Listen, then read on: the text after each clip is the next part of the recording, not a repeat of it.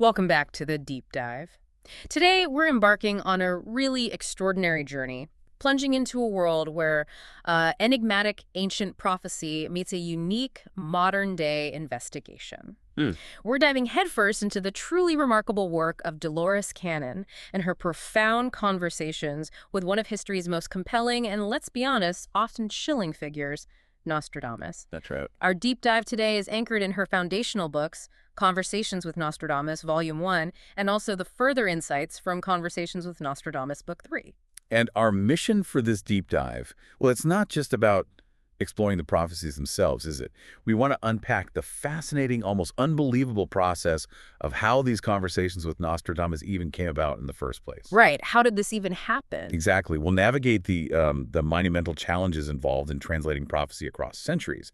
And then we'll try to distill the surprising, often stark, insights Nostradamus offered about our past, our present, and our potential future. Yeah, covering everything from geopolitical shifts and environmental changes to the rise of some truly significant and, well, unsettling figures. Definitely unsettling. And crucially, we're here to extract the most important nuggets of knowledge from these complex sources, giving you a shortcut, really, to being well-informed without feeling totally overwhelmed.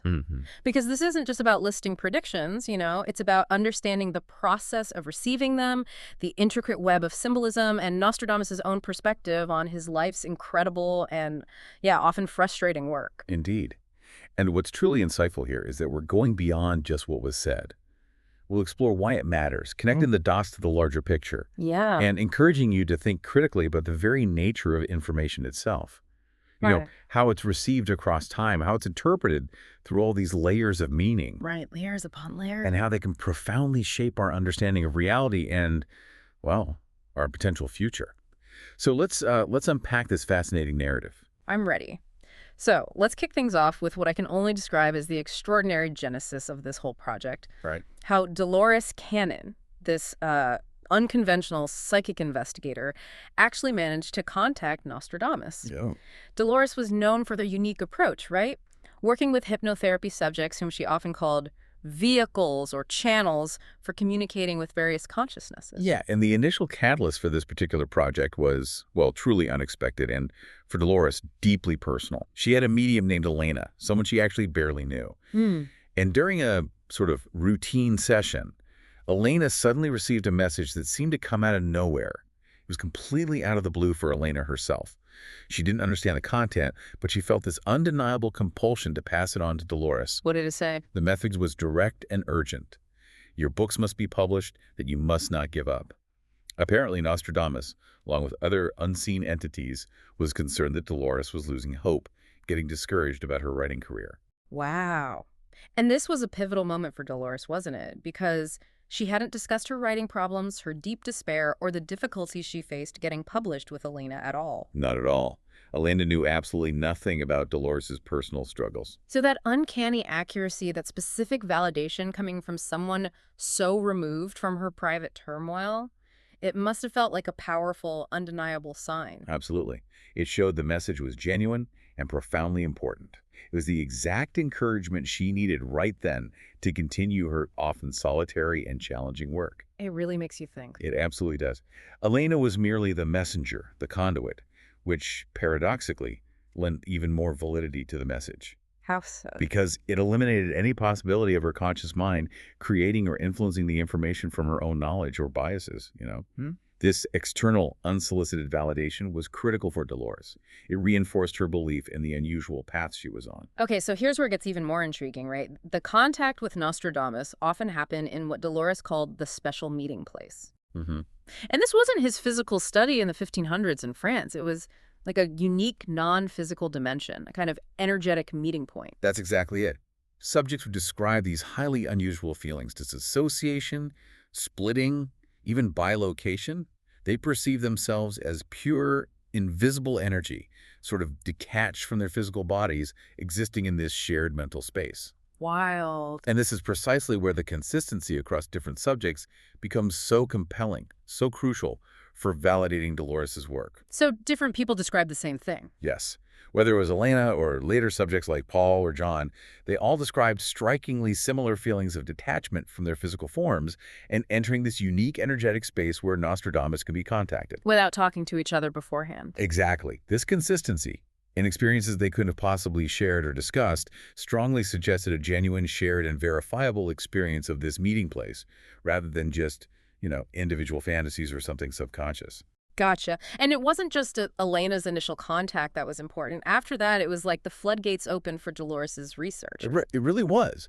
Brenda, who was described as a highly sensitive music student with a genius-level IQ, she became a key subject. Her mind proved exceptionally adept at connecting with Nostradamus. Okay. And then there was John, who was also incredibly instrumental in this whole process. Right. And through these and other subjects, Pam, Paul, Beverly, May, Mark, Wayne, Dolores, was able painstakingly interpret over 300 of Nostradamus's famously cryptic quatrains. Those 4-line poetic prophecies? Wow, over 300. Yeah. As Dolores herself put it, it defied the laws of coincidence. The unexpected finding of not just one but multiple subjects capable of contacting Nostradamus, each giving consistent and verifiable information, well, it elevated this from a single potential anomaly to a reproducible and robust phenomenon within her research. It became a pattern. Exactly. It was an unforeseen but massive expansion of her work. So this brings up a massive, almost philosophical question. How is it even possible to communicate with someone from the 16th century? I mean, we're talking centuries apart. Yeah, it's a great question. And it's far more complex than just like talking to Nostradamus in 1535 as if you're making a phone call across time. Right, not like a time machine. No. What Dolores was accessing was the consciousness of Nostradamus as it existed during his physical lifetime, yes, but also, and this is crucial, his expanded perspective after his death. Okay. So his post-death consciousness. Exactly. This post-physical consciousness is no longer bound by linear time. Therefore, it has access to knowledge of the future. Think of it like tapping into a universal information network where an individual's entire experience, past, present, and even potential future observations are accessible. So it's a multi-layered connection. Very much so. Not just a simple historical interview. And here's another mind-bender that seems to validate this multi-layered approach. Nostradamus himself knew he was talking to people from the 20th century. He was acutely aware of it. He even recognized previous vehicles, like John, despite never having met them in his own physical timeline. He knew he was reaching across the centuries. Incredible. And how did Dolores make sure this wasn't just wishful thinking? How did she test it? That's where her rigorous methodology comes in. She meticulously tested and validated these contacts. At the start of sessions, she'd use specific test questions. Like what? She might ask for Nostradamus's full name, the names of his children, maybe details about his daily life, things that were either verifiable historical facts or specific enough to be distinct. Okay. And if multiple independent subjects consistently gave the same accurate information, it was a clear signal to Dolores that they were genuinely in touch with the consciousness of Nostradamus. Not just making it up. Exactly, not just fantasizing or wishful thinking on their own part. This rigorous cross-referencing approach helped filter out potential subconscious influences from the subjects themselves. Okay, now that we have a grasp on how this extraordinary contact was made, let's dive into the equally fascinating and sometimes frustrating process of decoding the prophet himself. Right, the man behind the quatrains. Why did Nostradamus feel he had to write his prophecies in such intricate puzzles and riddles? What was he hiding and who from? Well, the primary overwhelming reason was fear. Fear of persecution. The Inquisition. Precisely. Nostradamus lived in 16th century France, a time dominated by the immense power and, frankly, pervasive fear of the Inquisition. He knew his visions were too far ahead of his time. Containing things that contradicted the church. Exactly. Revelations that directly challenged the prevailing religious dogma. If he revealed these prophecies directly, without all those layers of disguise, he would inevitably be labeled a heretic. And the punishment for that was? In our likelihood, being burned at the stake. This wasn't just a theoretical threat. It was a very real, common fate for anyone perceived as challenging the church's authority back then. So his prophecies were intentionally disguised, sometimes even designed to confuse. That sounds almost like a secret code. It absolutely was. A sophisticated strategy for survival and for preserving the knowledge.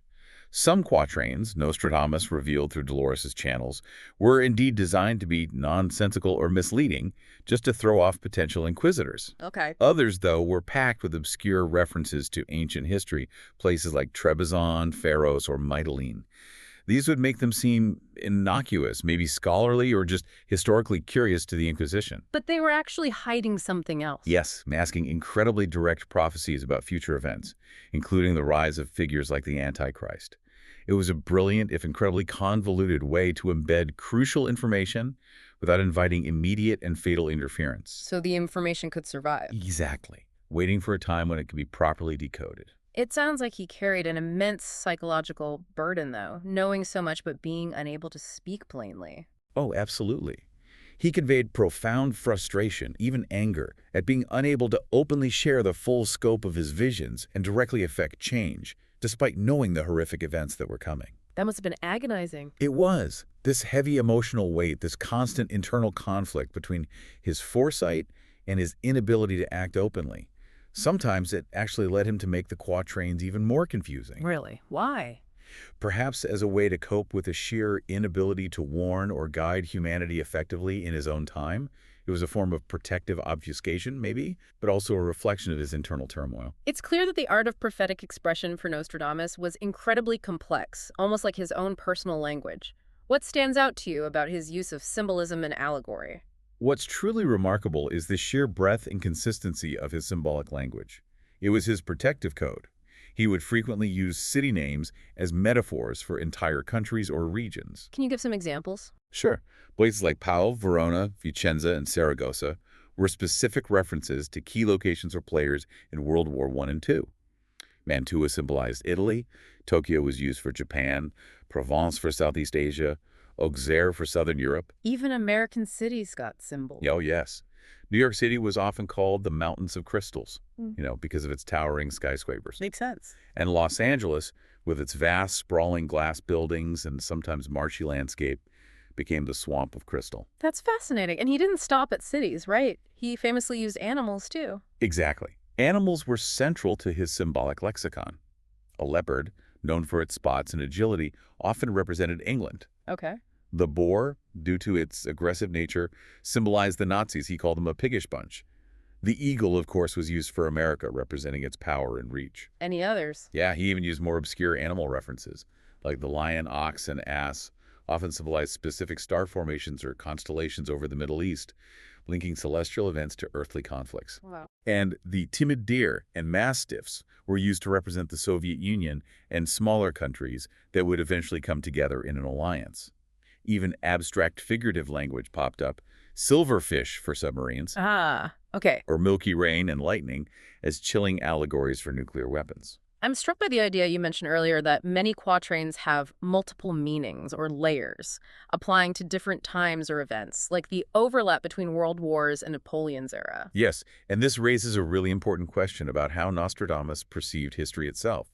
He seemed to view it not as strictly linear, but developing in spirals, Spirals, how so? meaning that certain patterns, themes, human behaviors, even specific types of conflicts, tend to repeat or echo across different eras, even if the details and players change. Like history rhyming. Sort of, yeah. It's like watching a recurring play where the costumes and sets are different. But the core human drama, the ambitions, the betrayals, the struggles, remains fundamentally the same. This explains why a single quatrain could resonate with or provide insight into multiple historical events depending on the interpretation. Which brings us to interpretation and the translator's dilemma. It sounds like an absolute nightmare trying to make sense of his words today. Oh, it's an extreme and compounded difficulty, absolutely. It makes modern interpretation incredibly challenging. What we often read today in English isn't a direct, pure translation of his original writing. It's not. No. It's frequently a translation of a French translation of his archaic French. And that archaic French was already a complex blend of Latin, Greek, and whatever other codes and linguistic twists he embedded to obscure his meaning. So layers of potential distortion. Exactly. This layered translation process inevitably leads to distortions, loss of nuance, and sometimes outright misinterpretations. Even just reading the contemporary French versions available today can be incredibly challenging. Because the language itself is so old. Right. The original French he used is centuries old, grammatically distinct. Nostradamus himself, during the hypnotherapy sessions, sometimes had to be read the quatrain in its archaic French form for him to zero in on its true meaning and convey it through the channel. Wow, that really highlights the puzzle he created. It does. And what about his personal practices? How did he actually get these visions? I hear he was born with certain abilities, but also actively worked on them. He was indeed born with innate clairvoyant abilities, a natural sensitivity to subtle energies and future events. But he also rigorously augmented these natural gifts How? with incantations, which weren't spells in the superstitious sense, but more like specific mental disciplines and energetic exercises taught to him by his wizard friends. Wizard friends, who were they? Likely advanced alchemists or esoteric scholars of his time, people who understood the manipulation of unseen forces. These practices weren't just superstitions. They were sophisticated methods he used to enhance his visions, deepen his meditative states, and access more profound levels of information. So he clearly had tools beyond just quill and ink. What did his workspace actually look like? Yeah, his writing table would be filled with his quill and ink, sure, but also with formulas for his various medicines. He was a physician and apothecary, remember? Right. He also used this fascinating copper compass-like instrument. It wasn't just for navigation. He used it with maps to gain specific information, believing it helped channel higher energy through him. He saw it as a divine connection. Very much so. He viewed this entire process as a divine, holy connection to a higher source of truth, and he consistently claimed that the information received this way was most definite and always accurate, even when it was difficult or unpleasant to record. And the famous black mirror, the bowl of water, I always picture him gazing into it dramatically. He did use a shallow bowl of water for scrying, which he called his black mirror, to receive symbolic images and visions of the future. But the key insight here is that he wasn't just looking at the water with his physical eyes, like you'd look into a pond. Okay. His physical sight was secondary. His mind was looking elsewhere, tapping into these other dimensions or higher energy sources to interpret the subtle movements, reflections, and symbolic forms he perceived within the water. It was more like a focal point for his inner vision. Interesting. Another intriguing and less known aspect of his life was his unusual healing abilities. How did he do that, given the medicine of his time? Yeah, that's truly fascinating. His understanding of energy was key. He wasn't relying on the crude medical practices of his era, like bloodletting. Definitely not. No. Instead, he worked profoundly with the intent of the mind, manipulating what he calls fine energies or life force to unblock energy flows within the body and facilitate healing.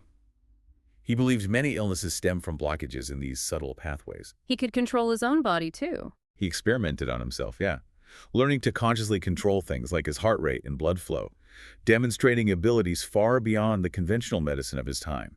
But he had to keep it secret. Absolutely.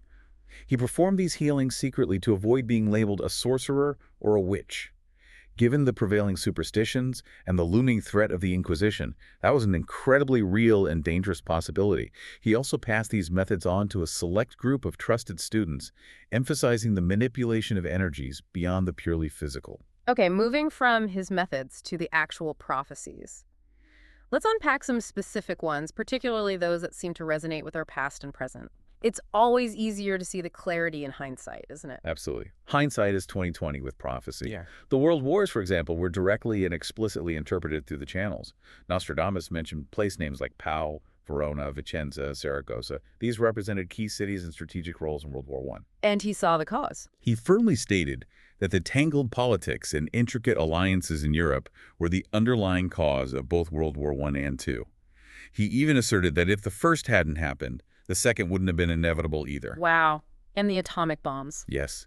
The chilling phrase, plague released by the Great Shell, was the direct, unmistakable reference to the atomic bombs dropped on Japan.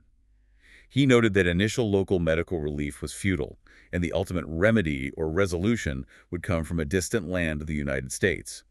He described the initial shock waves and then the lingering, unseen devastation of radiation sickness. He had a really controversial take on Franklin Roosevelt's role in World War II, didn't he? This really challenges our usual understanding of historical figures. It certainly did, and it's one of the more thought-provoking revelations. Nostradamus viewed Roosevelt not as a pure altruistic savior, but as a manipulator. The manipulator. Yeah, someone who became almost a king by holding presidential powers for an unprecedented 4 terms, effectively concentrating immense power.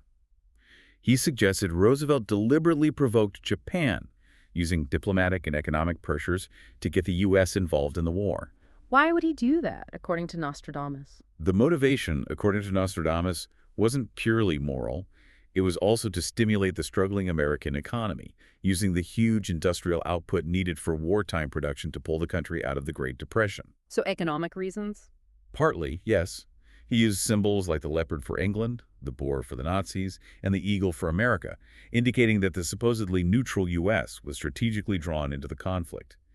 He even pinpointed the third month at sunrise, March 1941, when Roosevelt offered aid to England, which some saw as preparing for war. How did he describe Roosevelt's actions? He was described as the great one hidden in the shadows holding a blade in the bloody wound, implying his subtle yet impactful actions to escalate tensions with Japan. That's a really stark contrast to how he's often remembered.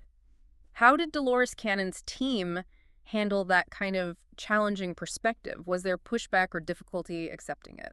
That's an excellent point, and it speaks to the integrity of Dolores's method. Her primary goal was always to report the information exactly as it came through, even when it was controversial or challenged her own ideas or those of her subjects. So they didn't shy away from it. No, there would certainly have been internal discussion, grappling with it, but the consistency of the information across multiple subjects, plus Nostradamus' insistence that this was what he saw, not what he wished, led them to include it. Makes sense. It forces us, to consider alternative, maybe less flattering, narratives and the often hidden motivations behind major world events. It invites a deeper, critical look at history beyond simple hero-villain stories. Definitely food for thought. And what about the downfall of the Shah of Iran? Another huge moment of political upheaval. Yes. Nostradamus' interpretation of the quatrain, rain, famine, and war will not cease in Persia. Too great a faith will betray the monarch, clearly pointed to the downfall of the Shah and the subsequent rise of fundamentalist Islam in Iran. And the French connection. He specifically linked actions started in France to the Ayatollah Khomeini, who famously developed many of his radical ideas and plans while in exile in France before returning to lead the revolution. Nostradamus noted this quatrain was still kind of unfolding even at the time of the conversations, implying long-term effects. We also see a disturbing theme emerge around the 1990s, a sharp increase in assassinations of world leaders, often during what Nostradamus called the time of troubles. That's absolutely correct. He predicted that during that specific decade, assassinations would become so commonplace globally that the world would almost become desensitized, no longer shocked by them. Did he name names? He cited specific examples that resonated with real-world events around the time the books were written. The assassinations of Yitzhak Rabin and Anwar Sadat. He attributed their deaths to a powerful, shadowy group of wealthy Arabs associated with an evil imam who funded extremist actions. An evil imam. We'll come back to him later, I think. Yes, he's a recurring figure. Even the reported heart attack of the North Korean president was, according to Nostradamus, an assassination orchestrated by this same hidden network. Linked to the atomic weapon question, he was seen as becoming an uncontrolled threat. Rajiv Gandhi was also mentioned, killed because he could apparently no longer be controlled by certain powerful factions. Chilling. Beyond politics, he also foresaw major economic shifts, east and west. There's an uncatalogued quatrain about the year 80 plus 9, pointing to 1989-1990. Yes, and what's fascinating is how precisely that quatrain aligned with the huge geopolitical events of that time. The dramatic fall of communism in Russia and Eastern Europe, the fall of the Berlin Wall, the collapse of the Soviet bloc.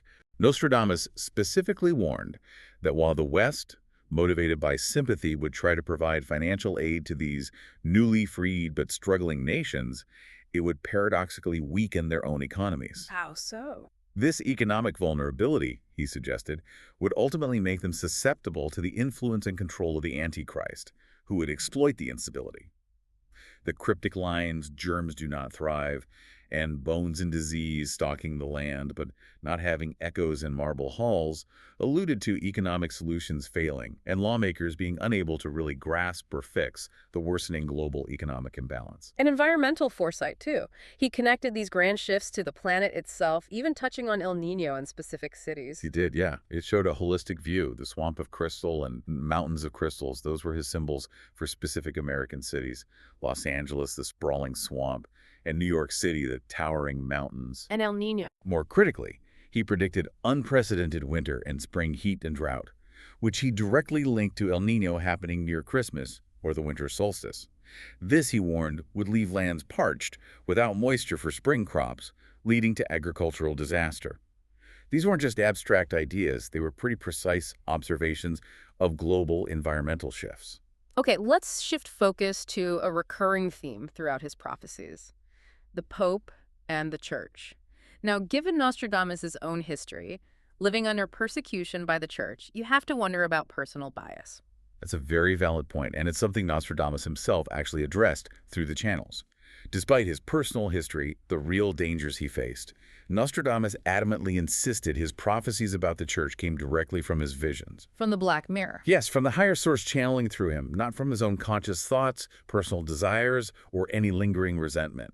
He emphasized he was just the impartial reporter of what he saw, even if those visions were uncomfortable or seemed to confirm his own historical grievances. Okay. And what did he see for the church's future, especially leading up to our time? He predicted a significant decline in the church's power and influence worldwide, evidenced by fewer active members, waning moral authority. He also foresaw a possible major schism, a division within the church itself. Over what? Particularly over contentious social issues like birth control, which he felt would alienate a significant portion of its followers and lead to internal fracturing. And he even had incredibly specific predictions about popes, didn't he? Yes, quite chilling and detailed ones. He saw the then-current Pope, John Paul II, being assassinated in a place of significant unrest due to his extensive global travels.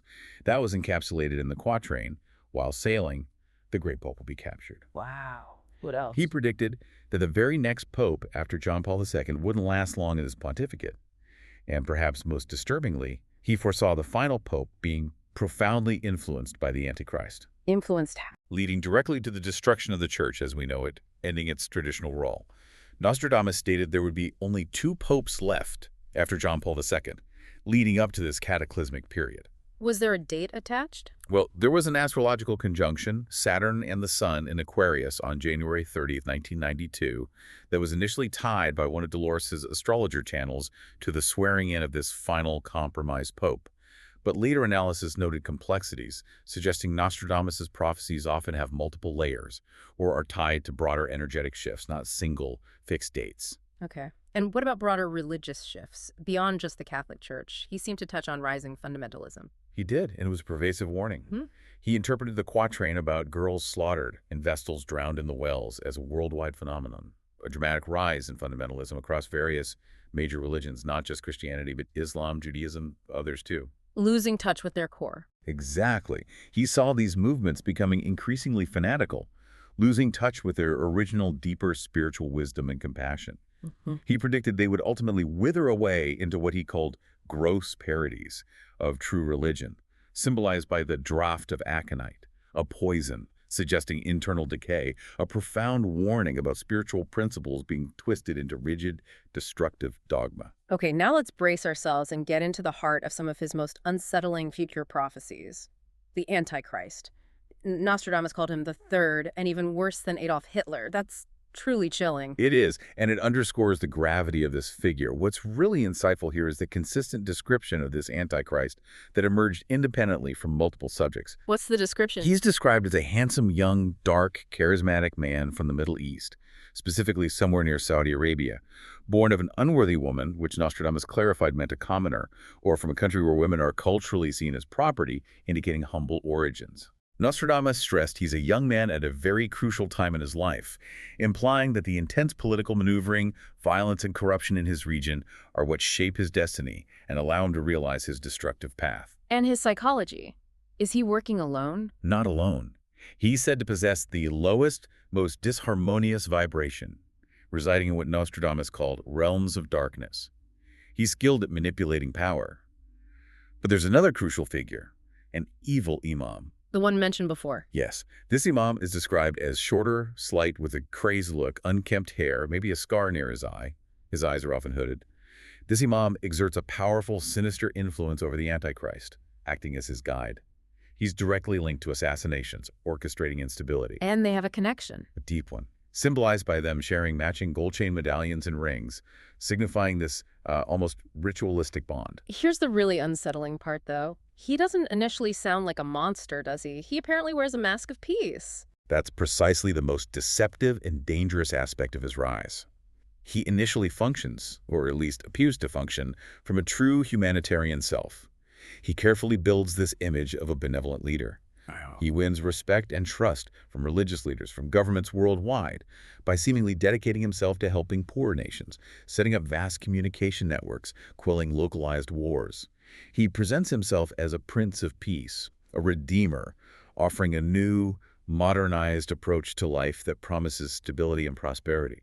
And the world buys it. Its carefully constructed facade is how he gains total respect and the confidence of world leaders who unknowingly pave the way for his true agenda. So when does the mask finally drop? When does his true nature come out? The shift occurs dramatically after the death of the Imam. Once his evil mentor is gone, Nostradamus indicated, the mantle of evil descends upon him fully. His true malevolent nature is unleashed without constraint. And then what? Then he systematically uses his power, the trust he built, the networks he established, for total global control. He funnels money from richer nations into his own regime.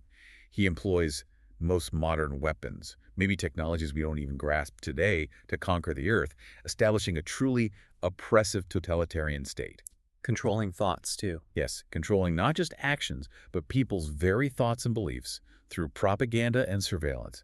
He even presents himself as an imitation of Christ, ending war simply by conquering everyone. And a very specific, controversial action he takes is ransacking the Vatican Library. What's the significance of that? Seems destructive. It is destructive. Nostradamus foresaw him launching a brutal assault on the Vatican Library, ransacking its archives. But here's the deep irony. This violent act paradoxically leads to the suppressed information and facts and knowledge hidden by the Church for centuries being finally revealed. So good comes from bad. In a strange karmic balance, yes. This act, despite his malevolent intent, inadvertently begins his working off this karma by liberating vital truths, making them open to the entire world, even though it happens through destruction. Let's talk military campaigns. Where does he focus his efforts after consolidating power? Nostradamus outlines specific targets. He'll successfully take over most of France, especially the rich agricultural south, but interestingly not Paris. Okay. From France, his forces spread into Italy and Spain, having already devastated Rome. Blowing up Rome was the phrase used, suggesting a major catastrophe there. He'll then attempt to seize Gibraltar from Britain, a key strategic point, though the British will fight back hard. Any other targets? He seeks to conquer Switzerland and southern Germany, identified as the big industrial areas of the 1990s. And in a critical, terrible decision, France might even make an alliance with him, which Nostradamus called one of her biggest mistakes, giving him a major foothold in Europe. How does he wage war? Militarily, he extensively uses silverfish submarines to make global shipping incredibly dangerous, disrupting supply lines. And chillingly, he deploys biological bombs designed specifically to affect only men. Only men. Why? Aimed at the English royal house and military, which Nostradamus predicted will lead to the devastating fall of the English royal house, fundamentally changing the British monarchy and its power structure. It sounds like a grim, relentless march across the globe. But eventually the tide has to turn, right? What leads to his downfall? Nostradamus predicted that when things seem totally hopeless, when the Antichrist's grip seems unbreakable, his power will finally start to give way. A crucial turning point will be Russia breaking free from his influence. Russia breaks free. Yes, and unites with other unconquered countries, forming a powerful northern alliance with the United States, Canada, and later northern European nations.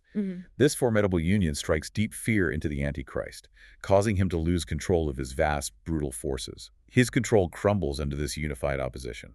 And specific locations where this happens. Where's the fighting fiercest? Rhodes and Byzantium. Identified as major regional headquarters for his forces, they become the epicenters of some of the bloodiest fighting. The Northern Alliance focuses their efforts there, systematically breaking down his command chain, disrupting communications, and ultimately crumbling his global power structure. Wrestling the world back. Through sheer force and unity, yes. Beyond military conflict, Nostradamus also talked a lot about the Earth's own unrest and a coming great shift. What role do our own actions play in causing these planetary changes? He issued stark warnings about human actions directly impacting the planet. He explained that underground nuclear tests, for instance, cause massive shock waves that don't just stay local, they reverberate through the Earth's tectonic plates, affecting the whole planet unpredictably. Even predicting earthquakes from weapons. He predicted an earthquake triggered by a secretly developed weapon, a concept not really in our vocabulary then, hinting at advanced seismic weaponry or technologies for geological manipulation that could unleash disaster. And I've heard about HARP in connection to these prophecies. What exactly is HARP's supposed role in this? And the ice cap melting? HARP, the High-Frequency Active Auroral Research Program, was brought up as a human technology with incredibly potent and potentially dangerous capabilities. Nostradamus, through the channels, indicated HARP and similar projects could achieve superheating effects from its ELF waves. Creating a mirror effect. He described it creating a kind of mirror above the Earth, which would accelerate the melting of the polar ice caps to an unprecedented degree. This, he warned, could raise global sea levels by an astounding 150 feet. 150 feet, that would devastate coastal areas. Absolutely. Submerging coastal cities, low-lying land masses. He also suggested such a device could potentially short-circuit the Earth itself, causing a sudden dramatic wobble that melts the ice caps without needing an actual axis shift, creating rapid catastrophic climate change. It really raises questions about technology's unforeseen consequences. It does. A stark reminder of the responsibility that comes with advancement. And the broader picture of resource depletion, he painted a very clear picture there too. He explicitly warned about the negligent management of Earth's resources, a timeless truth, really. Humanity's disregard for ecological balance being a self-inflicted wound. He cited excessive extraction water, oil, gas, metals, crystals. What did he emphasize most? He placed particular emphasis on the devastating loss of trees, explaining their critical role in counteracting toxins, stabilizing climate, preventing erosion. He warned that widespread deforestation and resource depletion create a profound imbalance in Earth's systems, Leading to? leading to excessive winds, erosion, dangerous weight shifts in the crust, dramatic temperature swings, ultimately pushing the Earth to a point of no return where its natural systems begin to violently correct themselves. Ancient warnings, still incredibly relevant. Sounds like the planet is being pushed to its absolute limit. Did he ever suggest the ultimate self-inflicted ruin, something that could even destroy the Earth? He did, chillingly so, and presented it as a dire choice for humanity. He spoke of the conscious detonation of many nuclear devices by superpowers, not just in war, but maybe as a final desperate act. Leading to Immense destruction on an almost unimaginable scale, even causing the planet to explode, or at least cause such a catastrophic planetary wobble and tilt like what supposedly happened to Atlantis, that it would render vast parts uninhabitable. He stressed the terrible shame that such a path was unnecessary, emphasizing it was a potential outcome of free will, not predetermined fate. So what exactly is this Earth shift he keeps mentioning? Is it a literal, physical, planetary transformation? Yes, it's presented as literal and physical. He described the Earth's poles moving faster from their current positions, not necessarily a full flip, but a significant acceleration of their drift. This causes a dramatic displacement of water. Leading to new land. Exactly. Massive hydrological upheaval, leading to new land masses emerging from the ocean floor in both the Atlantic and Pacific, drastically reshaping global geography. And how will this impact existing places, particularly the United States? That's a major concern for many people listening. The United States, he predicted, undergoes profound changes. It breaks into 6 or 7 island-type masses, with the largest central part remaining. The east and west coasts, largely inundated, submerged by rising seas. Much of the Great Lakes area, vast southern regions, also gone underwater. What about New York City specifically? Shockingly, he revealed New York City would be destroyed by a chemical warfare bomb placed in its harbor. Designed to kill the population without widespread structural damage, though it would blow up the Statue of Liberty, which he symbolized as the Virgin defiled, a powerful image of desecration. Good grief. Anywhere, fare better. Australia, interestingly, was seen as a lucky continent in comparison. It was for damage, but its overall outline would look basically the way it does today, thanks to significant ocean floor shifts around it. And climate changes. Paradoxically, the northern reaches, like Alaska and even Patagonia in the south, would become tropical. Little cold weather, no ice caps after the shift. The timing of this shift sounds critical, tied to the height of the Antichrist's war. What do the astrological calculations reveal? The Earth shift, according to Nostradamus, is intimately tied to the peak of the Antichrist's war. Mars and Saturn, the traditional malefics, Planets associated with challenges are significantly involved in the alignments. Any specific dates? One astrologer channel, May, estimated a range between the 6th of September and the 4th of November 2029, based on Saturn being in Taurus. Another astrologer, Mark, connected an earlier date, February 6th, to nuclear events. So multiple layers again. It implies that Nostradamus' quatrains might have multiple layers or applied to different related events within this tumultuous period. A complex astrological tapestry, not one fixed date. It shows the nuance needed in interpretation. So in the midst of the Antichrist's war, the planet itself becomes an active force, a planetary rebellion, you called it. Precisely. Nostradamus revealed this powerful concept. The Earth itself will rebel and shake. It won't just be passively impacted, it will actively participate, causing massive earthquakes, monumental tidal waves that sweep away the Antichrist and his army. Humanity's last defense. Presented exactly like that. A powerful, almost spiritual intervention by the planet. It proves his perceived omnipotent power is ultimately an illusion against the planet's own inherent spirit and forces. The Earth asserts its own will, becoming a profound force for balance. It sounds like a century of immense trouble, profound upheaval for humanity and the planet. But what does the aftermath look like? Is there hope for recovery, a new order? Yes, absolutely. There's profound hope for recovery and a new order.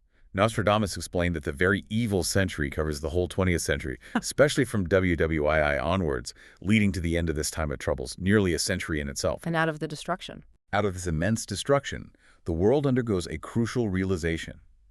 It cannot tolerate any more of these destructive patterns and expect to survive.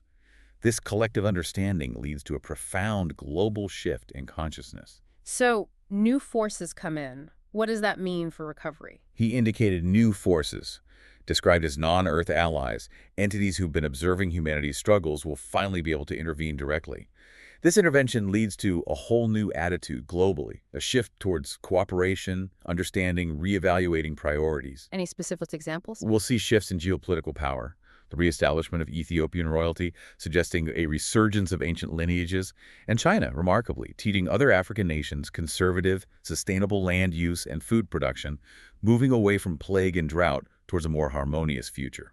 And following the Antichrist as a counterforce, there's this key figure, the great genius. Tell us about this crucial individual. This great genius is truly a beacon of hope, appearing after the Antichrist's terror ends. Nostradamus described him as a prominent light on the landscape of time, standing out for extraordinary intellect and compassionate purpose. How does he apply his knowledge? Crucially, through science, not abstract philosophy or military conquest. His explicit aim is to help mankind materially, focusing on practical solutions. He'll work tirelessly to heal the Earth from war scars, environmental neglect, making mankind whole and happy and living well again, guiding humanity towards reconstruction and well-being. So, truly a force for profound reconstruction and advanced development. Yes, to a very fantastic degree, almost beyond our current imagination.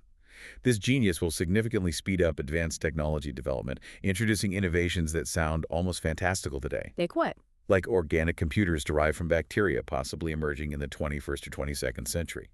Nostradamus reinforced that this figure is the main antidote to the Antichrist, focused entirely on healing, recovery, and sustainable progress. A complete contrast. Circling back to the Vatican Library, earlier you mentioned its ransacking would ironically reveal suppressed knowledge. Does that play into this new age of recovery and the great genius? Absolutely. It's a foundational element of the new age. The violent act of the Antichrist, ransacking the library, despite his awful intentions, inadvertently brings to light information and facts and knowledge suppressed for several centuries. Making it public. Yes, these ancient texts, long kept hidden, suddenly become open to the whole world, liberating vital truths, ushering in an era of unprecedented transparency and access to information. And what about even older wisdom, like from the legendary Library of Alexandria? What's truly extraordinary here is Nostradamus also indicated that ancient information from a part of the Alexandrian library, long thought utterly destroyed, actually survived. To survive. Yes, and would be found, or it will come to light very shortly in our present time. This will bring thousands of years of old, suppressed information and insights to modern awareness, dramatically expanding our understanding of history, science, spirituality. Ancient seers saw more clearly. He noted that ancient seers often saw the future in the universe far more accurately than later generations. Their truths, once rejected as heresy by controlling institutions, will now be openly revealed. New teachings, like the Nag Hammadi texts and Gnostic Gospels, hidden for centuries, are just part of this unfolding process, setting the stage for a broader spiritual awakening. So the ultimate outcome of all this upheaval, these shifts and discoveries, is the coming of a new age. That's the overarching, hopeful vision Nostradamus conveyed, yes. In this new age, profound shifts in spiritual and philosophical understanding will occur. Non-Christian and pagan beliefs, historically persecuted, will gain greater tolerance and acceptance. Individuals? More people will engage in deep self-examination and spiritual development, moving away from rigid dogma towards personal exploration. This leads to the widespread dissemination of cosmic wisdom, drawing from diverse sources like astrology, astronomy, alchemy, ancient philosophies, fostering a more integrated, tolerant, holistic spiritual understanding globally. So, given all these incredibly detailed and vivid prophecies, are these fixed destinies? Or is the future still malleable, still up to us? This raises perhaps the most important question of all. And Nostradamus adamantly emphasized that the future's up to us. He did not see fixed, unchangeable destinies. So possibilities. Instead, he perceived big pictures, probabilities, potential pathways. He was acutely aware that we all exist with free will, and he is aware that we can affect the future through our collective consciousness and actions. He mentioned the time of the conversations was fragile. Yes, around 1989 to the early 1990s, he described it as walking a tightrope, a period where the situation was very fragile and could easily tip towards either a more destructive or more constructive outcome. Our choices, he stressed, truly matter. And what about the source of his own visions? Did he believe he just made them up, or was there something else going on? He was quite clear on this, and it really underlines the integrity of his work, I think. He firmly believed he did not truly compose his prophecies from his own intellect or imagination. How did they come then? Instead, he felt they came through him almost as automatic writing, guided by an unseen hand or a higher energy that channels through him. He described this source as a divine, holy one, an intelligence far beyond his own. And he trusted it. He stressed that this information was most definite and always accurate, reinforcing his role as a humble messenger, really, rather than the originator of these profound insights. So what does this all mean for us, the listener, today? What's the ultimate purpose of these warnings and revelations from across the centuries? Why should we pay attention? Well, the intention of these deep dives into Nostradamus' prophecies as he conveyed it through Dolores Cannon, it's not to instill fear. It's really to provide warnings of the future, or an awareness of the future. Awareness to do what? They're meant to illuminate crucial periods, highlight potential dangers, and also emphasize opportunities for growth and change. By understanding these potential paths, humanity is empowered, hopefully, to navigate critical junctures and make conscious, informed choices. It's about providing the knowledge necessary to potentially shift our collective path, to choose a more harmonious future, armed with foresight. What an incredible journey we've taken today. Diving into the mind of Nostradamus through the really extraordinary work of Dolores Cannon, we've explored the unconventional, rigorously validated methods of contact, grappled with the immense challenges of translating prophecies across time, and unpacked the profound implications of his visions, from the surprising reinterpretations of geopolitical shifts and the stark warnings about environmental changes, to the rise of powerful, challenging figures like the Antichrist, and the eventual transformative great shift of our planet. Indeed. And it leaves you with a big question, doesn't it? Given all these layers of meaning embedded in the prophecies, the constant challenges of interpretation, and this pervasive interaction between ancient wisdom and our present choices, well, what responsibility do we as individuals and as a collective have? Responsibility to interpret. To act. Yeah, to interpret and apply these insights in our own lives. How might our collective awareness, our shared understanding of these possibilities, actually influence the potential future pathways Nostradamus glimpsed? Is simply knowing enough, or must it be accompanied by conscious, deliberate action in the world? That's the million-dollar question. It really is. It's a question that echoes powerfully through time, inviting each of us not just to listen, but to deeply engage, to think critically, and perhaps to act in ways that shape the destiny he foresaw as fluid and ultimately within our grasp.